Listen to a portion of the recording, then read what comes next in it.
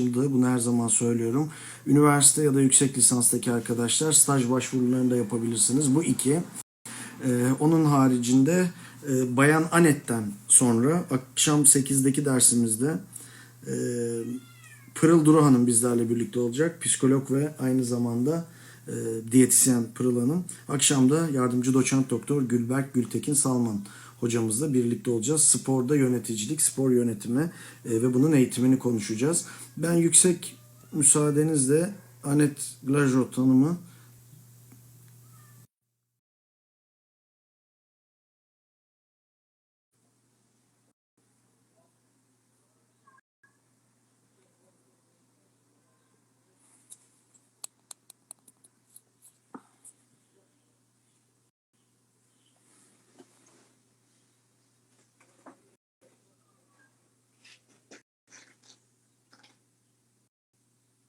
evet, Anette Hanım'a daveti attık. Bağlantıyı bekliyoruz kabul etmesini.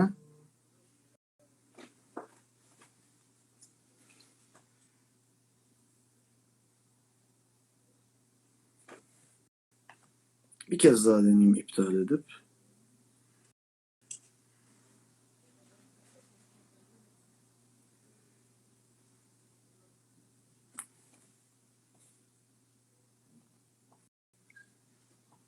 Evet. How are you doing? I'm very well. How are you doing? Thank you so much, Madam Consul General. It's great to see you as usual. It's absolutely a big pleasure to be on your live Instagram. This is a first for me, so very exciting to be on. Bahçeşehir is always place to be the first in a lot of innovations, in a lot of things. So thank you so much again. Without taking too much time, I will introduce you to our friends and students here. As most of you know, Madam Consul General supposed to be our guest in Global Leadership Forum, but unfortunately we had to cancel School of Politics, Global Leadership Forum, the dinner and everything. But she's still our guest via Instagram.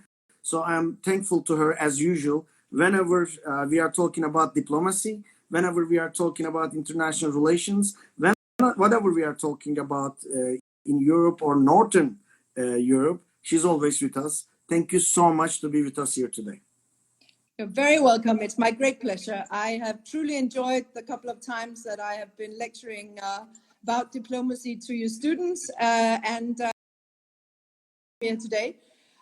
Times are interesting, as the old Chinese used to say, not really in the positive manner, but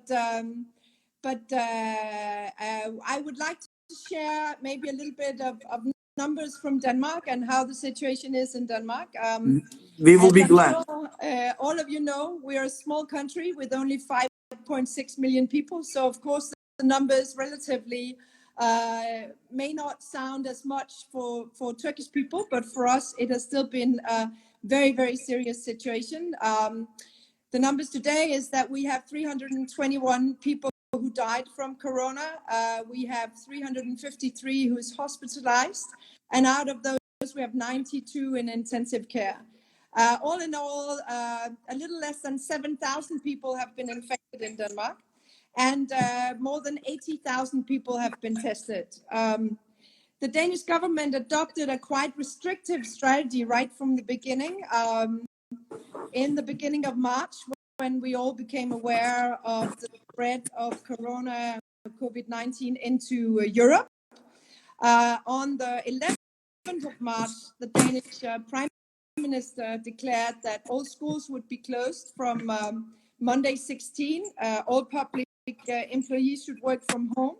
All private companies that had the opportunity to do so should also get their employees to work from home. When you say Monday 16th, you are talking about March. March 16, yeah, March 16. And so it's been more than a month now that Denmark has been completely closed down. We have all the malls are closed. A lot of different shops are closed, restaurants, cafes, much like here in now starting to open again. Yeah. So we are last week, the Monday before Easter, the Prime Minister announced that after Easter, primary school kids and kindergartens and creches would start to open so that parents could have more time at home to work and to actually get the country started again. So this actually, yes, the day before yesterday, schools and kindergartens opened in Denmark. And from this coming Monday, we will have an opening of liberal trades in Denmark. So hairdressers, masseurs, these kind of lawyers, the courts will open again. So we are seeing a very positive trend in Denmark, and I'm so, of course, really happy for that, because it means that if you take this serious and you do take the measures that the government recommends, then you can also beat this virus. So we expect that little by little, more and more initiatives will be taken by the government to open up a bit more, also for the elder students. And from May 10, we hopefully will also see an opening of restaurants and some of the outdoor life. Unfortunately, all festivals and all music events and all entertainment has been banned up until the end of August. So all of the people who have looked so much forward to going to all of the music festivals that Denmark is also famous for, unfortunately have to wait for next year. But I think it's nice to see we are heading in the right direction. And Denmark also, as Turkey, has introduced quite extensive aid packages to both the business life and small and medium-sized companies. Everybody that needed to have an aid package has actually been able to get one to mitigate people being fired and this turning into an even greater catastrophe than it is already. But it is a really serious situation also for a country like Denmark, because we have more than 800,000 jobs depending on exports. And if we don't see a possibility to start exporting again and to send goods across the borders in a more a normal fashion, this will have a very serious impact on the Danish economy. But the borders are open to trade, but of course this has the whole world has been closing down, and this has also affected the opportunities for Danish companies to export to a large extent.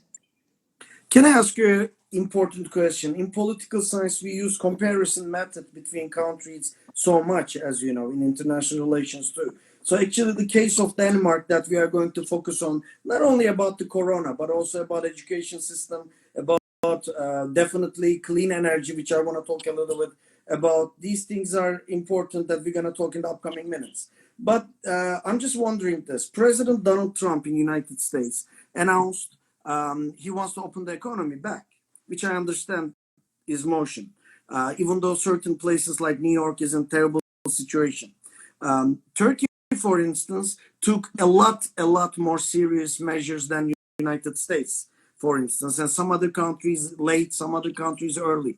But specifically focusing on Denmark, do you think Denmark took enough action? By the way, I'm just asking this to you, not by criticizing or supporting.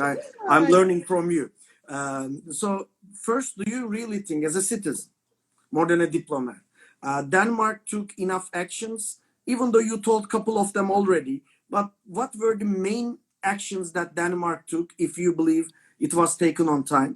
And the second question is, now reopening the economy, reopening Denmark, the jobs, everything, of course, it has a very direct and immediate impact on economy, which we cannot discard that. But in addition to this, also, can I ask you, do you find it early?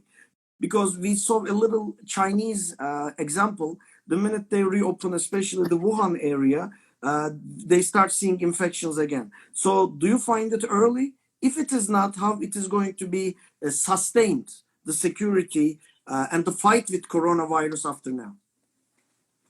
Well, to your first question, if the Danish government, I think we did, because the Danish Prime Minister was out very early, and she basically closed the whole country down in 5 days. So from March 11, when this was also when the Turkish government started to take measurements here and many other countries around the world. From that date, 3 days after, all schools were closed, all public institutions, all restaurants, all cafes, everything was closed. We haven't made a general curfew where people cannot go out, and supermarkets have stayed open and smaller shops, but people have been urged to keep a distance and wash their hands. And these two main recommendations actually are what the health authorities are now saying is the main reason.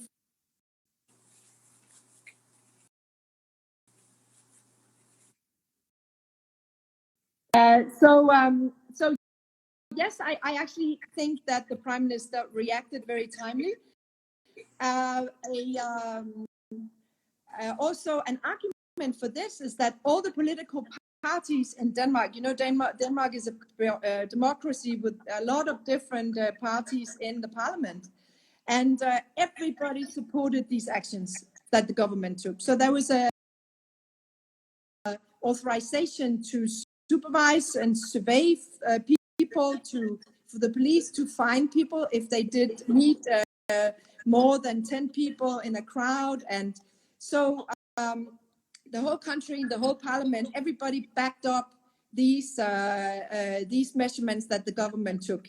Even our queen went on television. She usually only gives a speech to the population, to her people at New Year's. But she extraordinarily, for the first time ever, went on television live and gave a speech to urge the Danish people to listen to what the Prime Minister said and to take these precautions. So I think we see now that the numbers have dropped and we see the curves have bent. And that is, I think, primarily because we did take it very serious from the beginning. So after now? And now we are starting to open again. And this is I think it's much easier to close everything down than it is to open it again. Because when you close everything down, that's it. People have to stay at home. They have to work from home. Now, all this opening up is now based on very accurate mathematic calculations by the Danish health authorities. So they are simulating if this many people get out again and try to begin to socialize and don't keep the distance, and we open up restaurants and we open up cafes and we open up schools, then what is the impact on the people who would be affected by corona? And because we have this authority in Denmark that is able to do these very accurate mathematic calculations on the effects, that's what the government is following, and nobody is criticizing that to a large extent. This week there was a big debate. Of course, the opposition is always taking the opportunity in a situation like this to criticize the government and say, oh, but now it's time to open the country and we have to do it a little bit quicker. But because we can actually show these mathematic calculations and we can show the picture of what will happen, there has been a new agreement also among all the parties in parliament that will open the liberal trades and the courts from Monday, which is a bit earlier than the government had originally predicted, which was 10th of May. So I think there's a general accept in Denmark that we have this health authority, which is the decisive authority and which has the last word in this. And these are the calculations that the Prime Minister is showing the other parties in negotiating, which are the next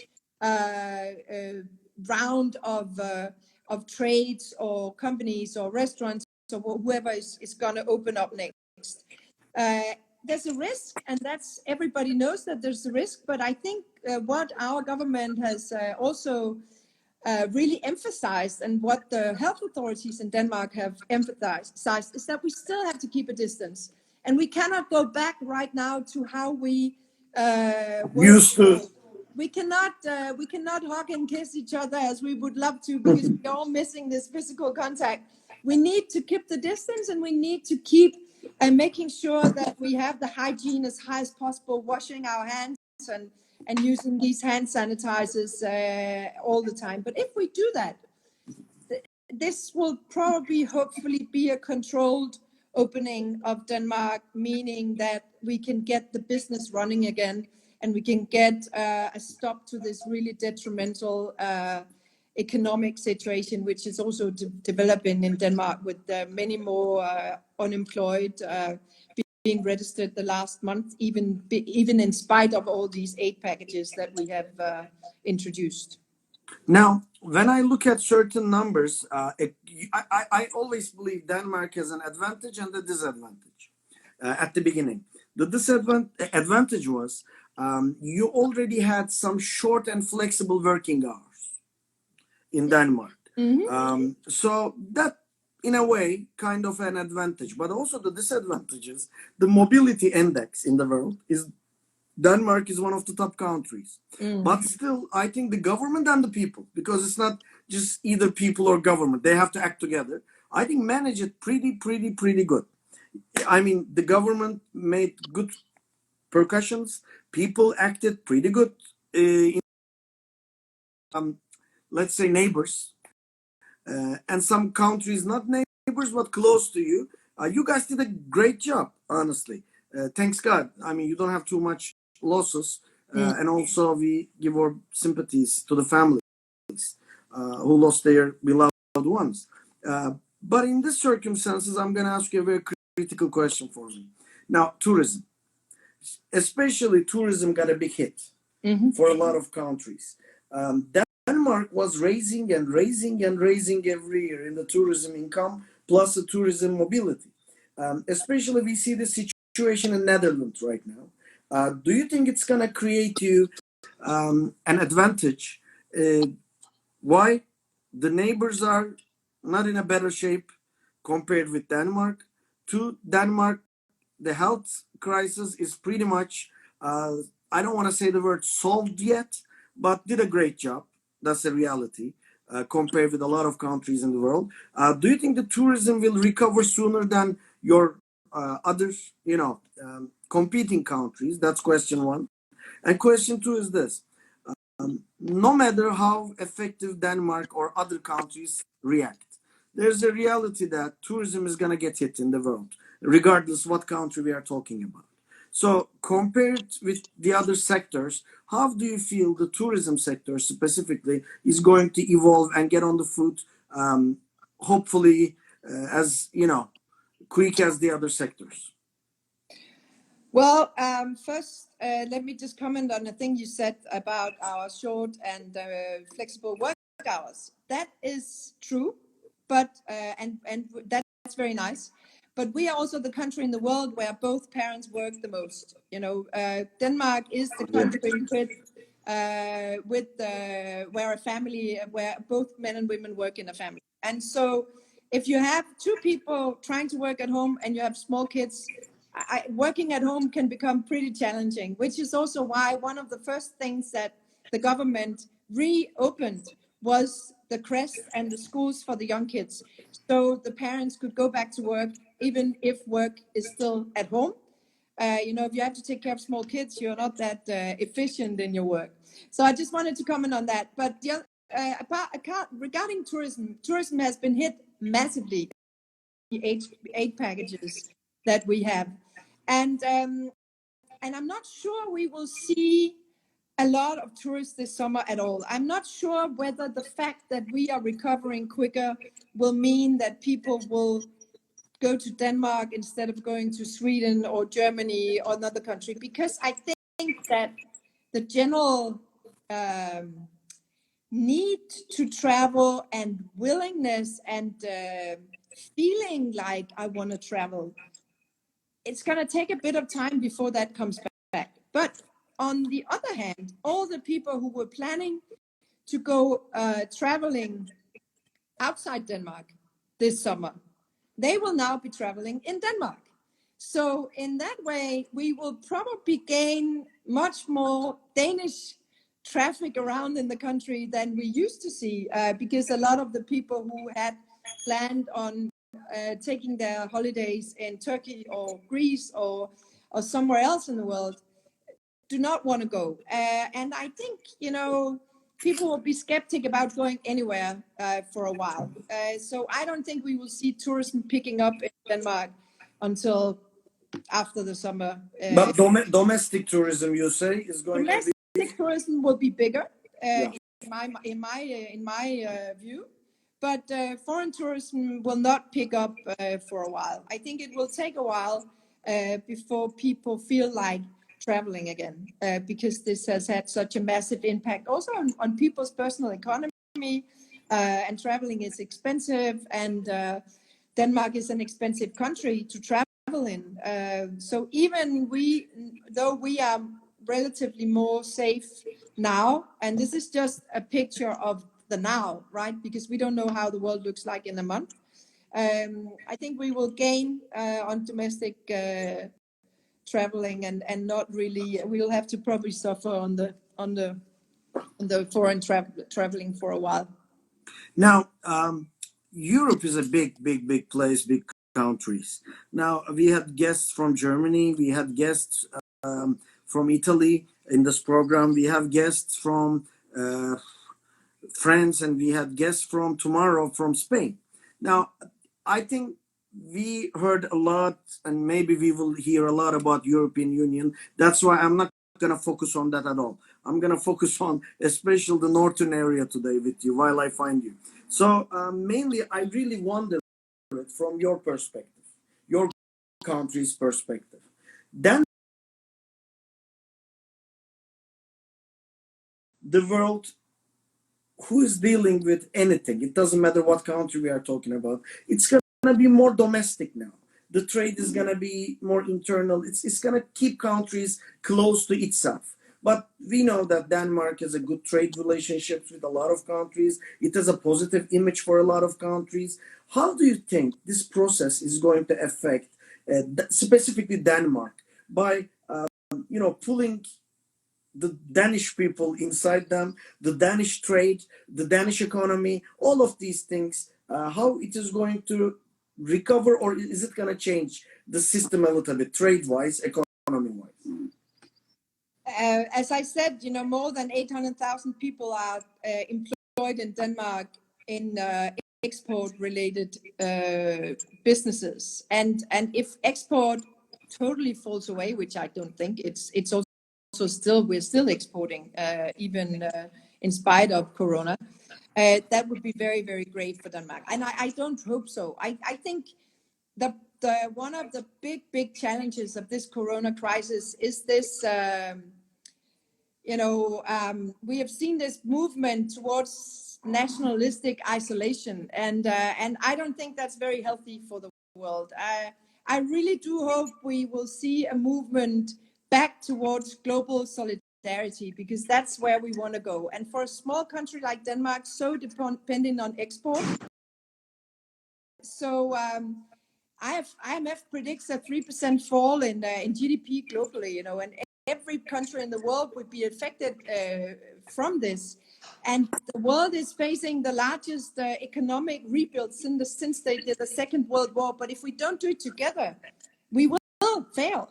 So I really, really hope that we can move away from nationalism and back to globalism, and that we can get the leaders of the world that are maybe more prone to choosing nationalism to realize that this is not the way to go. And of course, Denmark is more dependent on a global world than a lot of other countries in the world because of our size. We are a very small country, and our economy is hugely dependent on being able to interact and export, interact with the world and export our goods. So if this is not happening, it will be a serious situation for us. No, I almost asked this to every diplomat. I'm going to ask it to you, two questions, but I'm going to go one by one after you answer the first one. This process, as a diplomat, as a Danish person, as a family member, as a daughter, as anything that you hold a title in your life, as a position in your life, what did people learn from this? I think we learned that we need each other. I think we learn how dependent we are on our family, our friends, of an open society where we can walk in the streets, where we can talk, where we can interact. I think we also have learned how to stay together apart. In Denmark, we are having these fantastic sing evenings on Fridays, where the whole of Denmark is singing live on television. So basically, a few singers around in the country, they will sing a popular song, and then you can sit in your home and you can follow along, you can sing along, and you can make a small video clip and send it in. And it's an amazing way of engaging the whole country that has taken place on an online platform.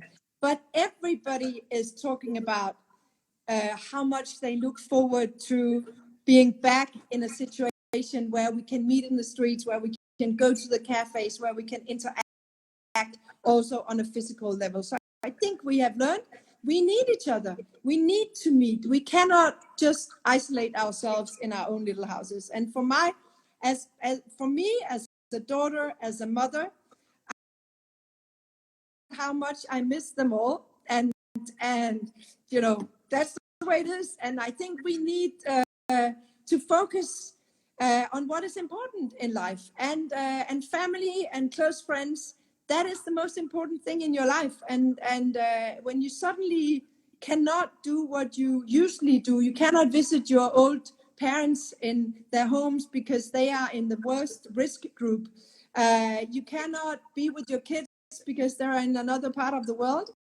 You realize that maybe we should visit each other a little bit more. Maybe we should spend a little bit more quality time together. Maybe we should not be so focused on earning a lot of money and running our careers, but also thinking about the closest thing in our lives, which, in my opinion, in all the roles I have, is family and good friends. I absolutely agree. And I feel the same way, by the way. Relations with the neighbor countries, how it is going to affect you guys? Yeah, well, we have a very good example with Sweden that has adopted a completely different strategy to tackling Corona than us. But so far, there's been a very big, mutual respect for the fact that we are tackling this in our different ways. We are organizing expatriation flights out of the countries around in the world together. People can transit from Denmark to Sweden, from Sweden to Denmark, and also to Germany.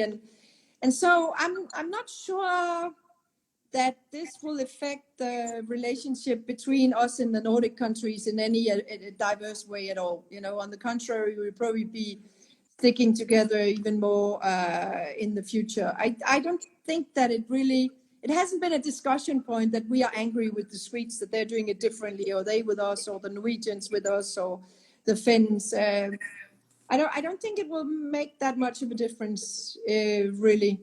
I think there's in the EU, there are 27 countries with such a big variety of governments and regimes, and some are more democratic than others, and that may be another discussion. But I think we should leave that for a different session. Now, the reason why I ask you this question is this. I remember I had a meeting in Hamburg a couple of years ago. I was with my wife, and then from Hamburg we drive to Denmark.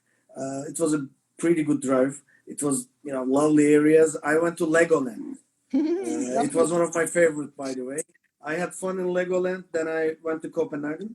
Then after that, I go through the bridge, a beautiful bridge with all the windfalls and everything, to Sweden, right? So it was a good transportation area, like so flexible. I know it's part of EU process, but this Corona, do you think it's gonna affect that flexibility from transporting yourself, moving from one city to another one country to another one? It's flexibility wise.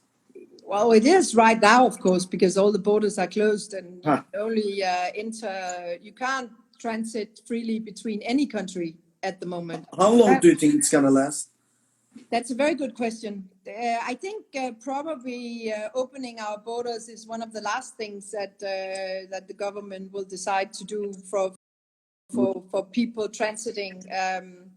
because we can control who are in our country and we can control how the Danes are reacting, but we can't really control foreigners to the same extent. So I think it will take a while before we can see the same free movement across the borders. And it is affecting the region of Greater Copenhagen, which includes Malmö in Sweden, quite a lot, because a lot of Danes live in Malmö and work in Denmark, and a lot of Swedes live in Denmark and work in Malmö, and vice versa. So there's a huge group of people that are dependent on traveling from Sweden to Denmark every day. But during this corona crisis, there has also been exemptions to this between the two countries. If you're working if you're a nurse, for example, living in Malmö and you need to go to Denmark to work at the hospital, you were allowed to transit. So I think both governments have tried to take as much, to be as considerate as possible in this situation, but it is affecting the free movement across borders, and it probably will for a couple of months more. Or I don't know. It's if there's something I've also learned about this corona crisis, you shouldn't predict anything because things change from day to day, and it's so difficult to predict anything. I think we should just be grateful for the ability to actually mathematically calculate what the risks are if this and this many people get into the streets again, because that you can relate to, but the rest of it is very difficult. Now, the main reason I asked this question is actually this. Let's like it or not, the moment we stop transporting, I'm not even talking about between countries, between cities, between becoming a big problem, trade is getting into danger, and definitely economies are in deep trouble, which we already told about that. We are experiencing that situation. Even though Denmark reopens, which started daily basis, and it's gonna, inshallah, get every day better and better, but still, because of this other countries and their borders and the passage problems, not specifically about Denmark, by the way, overall, how do you think it's going to affect the economy, and how do you foresee the time to open the logistics and trades? How do you figure it out? Impact on economy. I think it's very, very difficult to predict. But one of the things that I think is actually going to happen is that the governments are going to focus on solving this as soon as possible. And actually, during the corona crisis, goods have still been flowing across borders. And in Denmark, for example, all trade traffic has been open still. So everybody delivering goods to Denmark or services or any exports out of Denmark have still been allowed to move during this. It's only been a closing of the borders for people. So it's still happening. This is also the case here in Turkey. Your borders are also open to trade, and even though the volume of the traffic crossing the borders is about half of what it used to be, it's still there, and we can't, we cannot survive if we don't keep the borders open. So I think this is one of the things that the Danish government is focusing on a lot. And this is also why we want to open up as much business as possible and get, companies running again and get the exports running again. So if there's something that the countries will probably agree upon, it will be to make sure that this will open up more as quickly as possible, because it's not viable to keep this situation. Now, I have to ask this to a diplomat like yourself, who's a very good example diplomat for a lot of people. I mean, I can assure you my team loves you. Oh, thank you. When they're talking about you and your name and your friends also, your colleagues, you know what? They don't see me anywhere. They just focus on you. They say that, can we do and moderate this meeting with Miss Anette? I said, I'm the fan of her too, so I'm going to do that. So everybody in Bahçeşehir loves you so much. So now the question is this. How do you think the traditional diplomacy that we get used to it? Now I'm asking this to you as an international relations professor. Like how the diplomacy after this corona issue is going to, evolve itself, how it is going to transport. Is it going to really change? If it does, how? I don't think it's going to really change. I think the people will realize that we need diplomats even more, because we can convey messages in a way that is more diplomatic. That's why we're diplomats. And in that way, we can create partnerships, and we can start discussions, and we can get the wheels turning again within our different fields, in the same way that we have been doing always. So I don't think it will change. I think it will just be even more relevant than it has been so far.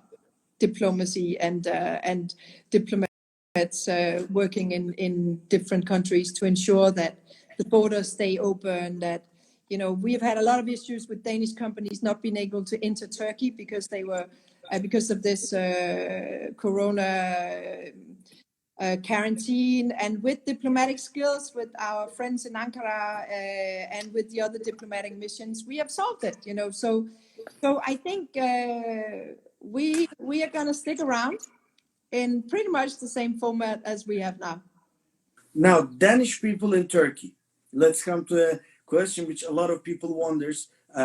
Not specifically the Danish people, of course, but there's people, either tourists or they were doing business.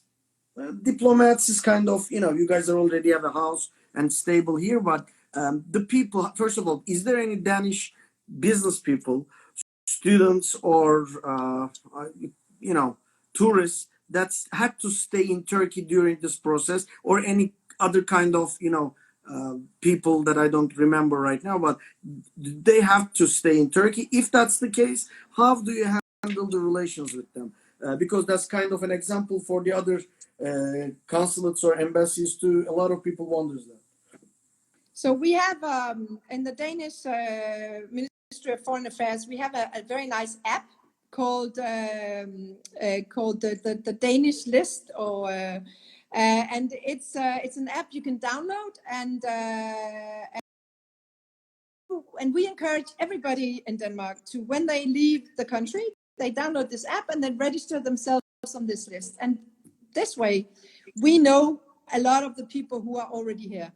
And so actually 2 days ago, we started calling all the Danes in Turkey and asking them. We've had a team of 5 people sitting and calling more than 350 people the last 2 days, asking how are they, you know, do they want to go home? Are they happy? Do they have medical insurance? Any kind of questions. And people are quite happy about that. So that's very nice. And what we have also managed to by the way, you called 350 people, or there is 350 Danish people in Turkey? There are registered 700 something people, but a lot of them are families. So we have only talked to either the husband or the wife, or, you know, so that's why we have talked to approximately half of the people on the list. But representing the entire family. And they are there because there are 3 groups of people here. There are, actually 4. So there are tourists who are trapped because their flights got cancelled. Then we have on a special emergency list. So every time there's a flight flying out of Turkey to somewhere where you can transit to Denmark, we send them a message and call them up and ask if they want to take this flight. Then there are students, you know, studying here in Turkey. A lot of them have gone home to Denmark in the beginning. The Danish government very early in the process advised everybody in the world to go home. You know, so a lot of the students have already gone home. Then there are the business people and the diplomats. Let's take us that have careers here. And a lot of them have chosen to stay because they like Turkey and they like their house and they like to be here and they are happy, and they don't feel any imminent danger, and they trust that the system will function if they get sick. So they are staying, and the last group are the Danish people who have summer residences with Turkish background. We have a lot of Turkish. Or Danish people with Turkish background that either have family and they come to stay for a long time, or they have a house here that they come to stay in. And most of them have planned to be here for 3-4 months, so they are also, a lot of them are just staying in their, in their houses or with their family around in Turkey. So it's primarily the tourists who came here and had a flight home that got cancelled that we are having on our crisis list. And we are actually shipping out probably 60, 70 Danish people on Friday next week with a flight that Turkish Airlines is providing from Istanbul to Copenhagen, because they're going to carry back home more than 70 Turkish people from Denmark who want to go back to Turkey. And so this is not just the case for Danish citizens. It's I think everybody wants to be in their own country when a thing like this happens. You want to be with your friends and family. The reason why I asked this question too is students, it was warned, all of them. I mean, even in our university, when the universities are, closed in a way, we all informed our students, get in touch with their consulates and with their respectful governments. So they went back to their countries, and the Turkish students from outside of Turkey start coming here. No problem with them, at least most of them. The second case, as you just mentioned, businessmen, diplomats, they already have a stable life view, but everybody wonders about the tourists, as you just said. I mean, you were here in a touristic purpose. You don't have a relative here, you don't have a family here. So people start thinking it's already like a month away almost. So how economically they sustain their lodging, where do they stay, how can they figure out their financial situation? How did you guys solve the problem about the tourists financially? Well, unfortunately, we don't have any money in the Danish government to sustain the tourists that are here. And actually, the problem here, the very big problem was that there was a whole week full of flights with Turkish Airlines to Denmark. So there was ample opportunity to go back. But then people had flights end of April, beginning of May. And everybody thought, of course, this is over. This was like the last flight out of Istanbul to Copenhagen was on 20 March. And at that time, I don't think anybody could actually envisage that in the end of April, beginning of May, there would still be no flights out of Turkey. So people said, no, we are happy here. We're fine. We can stay here for another 3 weeks. But then their flights get canceled, and then they start to panic. And so what we do is now we're organizing this flight on Friday with Turkish Airlines. And right now, people are writing to us as we speak, signing up for this flight. And hopefully we will be able to ship back a lot of the people who would like to get back. But out of the 350 people we talked to, a lot of them are happy to stay here because they have family here. They have dual citizenship, so they stay with their family. And so we have very few very critical cases. And we have one case where we might be able to help in a more intense way, because that's a young person, a minor. But apart from that, when you travel abroad and you choose not to go home on the flights that are available, then you also have to, unfortunately, accept that there are not that many flight opportunities. But we are organizing this flight on Friday, and we have been in the airport also escorting Danes that was flying over Stockholm. And every time there is a flight to Europe anywhere close to Denmark, we let the Danes that we have on our list know that now there's an opportunity, but you need to transit maybe in Frankfurt or Cologne, somewhere like that. And then it's up to people if they really want to do that, or if they want to stay. So the good thing about this is that we are in very close dialogue with all the Danes that have signed up for this list. And luckily, we've been able to push out the message about signing up on the list on our Instagram, on our Facebook, our all kind of media. So even people who did not usually know about the app and signing up on the list, we have managed to get them to sign up. So I think in that way we're also really privileged, because we're such a small country, and we're not dealing with thousands and thousands of tourists like countries like Germany, for example, who have had 8 flights out of various cities. We're good. So again, it's nice to come from a smaller country where things are more manageable. Now, we had a beautiful 47 minutes, but still, I want to ask one last question with your permission. Sure. Because I really wondered that. Besides Corona and everything, Danish government, Denmark is doing a great job in clean energy. And I have been hearing there was going to be certain investment opportunities dealing with Denmark and Turkey about that. Question one, how do you see the future of clean energy, especially after this process, to the deal with Turkey? Do you see any possible investments going on?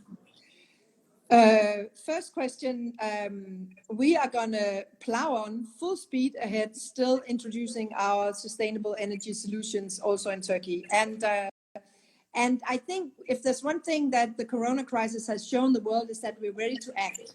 And so now we can maybe use some of all the entrepreneurship used here in tackling this global crisis, also when we are going to continue tackling the global climate change crisis. So we will continue.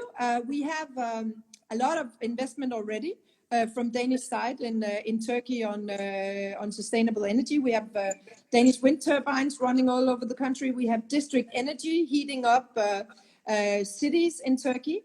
And we have a Danish, Spanish, German Siemens Gamesa has won the YECA 1 big tender on wind, onshore wind in Denmark, in Turkey, and that's continuing.